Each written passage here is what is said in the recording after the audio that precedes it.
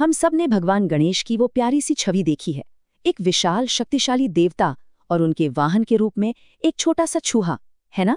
ये एक ऐसा दृश्य है जो दिल को छू जाता है, पर साथ ही एक सवाल भी खड़ा करता है। तो चलिए आज इसी प्यारे से रहस्य के पीछे की कहानी को समझते हैं। सवाल मन में आता तो है कि इतने बड़े, इतने विराट देवता के लिए इतना छोटा सा वाहन क्यों? सोचिए, एक तरफ विघ्नहर्ता की अपार शक्ति और दूसरी तरफ एक नन्हा सा जीव। आखिर इस अनोखी जोड़ी के पीछे का गहरा मतलब क्या है? आइए आज मिलकर इस प्रतीक को समझने की कोशिश करते हैं। तो सबसे पहले बात करते हैं इस अनोखी सवारी की। देखिए, ये सिर्फ कोई मिथोलॉजिकल स्टोरी नहीं है। इसके पीछे एक बहुत गहरा फलसफा छिपा है, एक ऐसा पाठ जिसे समझना हम सब के लिए बहुत जरूरी हो सकता है। जब हम पहली बार देखते हैं तो ये वाकई में एक पैराडॉक्स जैसा लगता है। कहाँ भगवान गणेश का वो विशाल स्वरूप, उनकी वो ताकत, और कहाँ एक छोटा सा मूषक। पर जैसा हम आगे देखेंगे ना, इसी विरोधाभास में ही इसका असली गहरा अर्थ छिपा हुआ है। तो चलिए अब जरा मूषक पर ध्यान देते हैं। असल में यहाँ ये मूषक सिर्फ एक जानवर नहीं है, ये एक बहुत ही पावरफुल सिंबल है, एक ऐसा प्रतीक जो हमें हमारे ही अंदर की कुछ आदतों के बारे में बताता है। हमारे दर्शन में मूषक यानी चूहे को अक्सर इंसान के ईगो का, उसके कभी न खत्म होने वाले लालच और विनाशकारी आदतों का प्रतीक माना जाता है। जरा सोचिए ना, चूहे की आदत क्या होती है? वो हर चीज को कुतर देता है, जरूरत हो या ना हो चीजें जमा करता रहता है और एक तरह की अशांति फैलाता है। ये कुछ और नहीं बल्कि हमारी ही अनियंत्रित इच्छाओं का एक प्रतिबिंब है। और बस यहीं पर सारा राज खुलता है। जब भगवान गणेश उस मूषक को अपना वाहन बनाते हैं तो वो सिंबॉलिकली ये दिखा रहे हैं कि उन्होंने इन सभी नेगेटिव क्वालिटीज पर, इन सभी नकारात्मकताओं पर पूरी तरह से जीत हासिल कर ली है।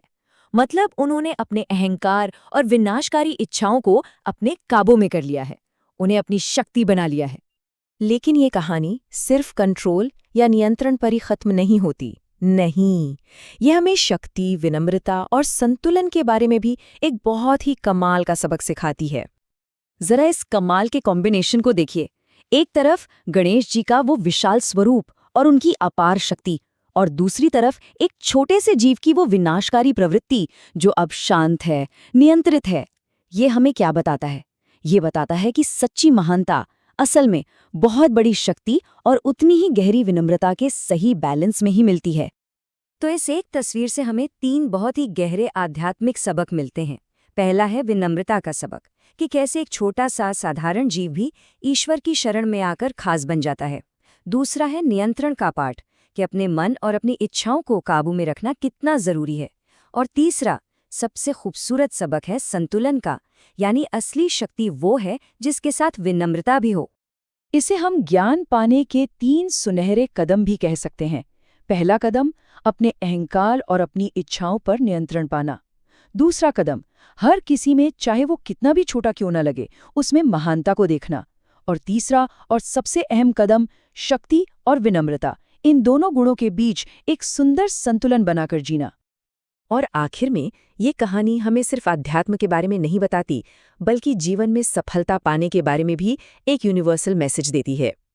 भगवान गणेश और उनके वाहन की ये कथा, ये सिर्फ एक कहानी नहीं है, ये असल में जीवन जीने के लिए एक प्रैक्टिकल गाइड है।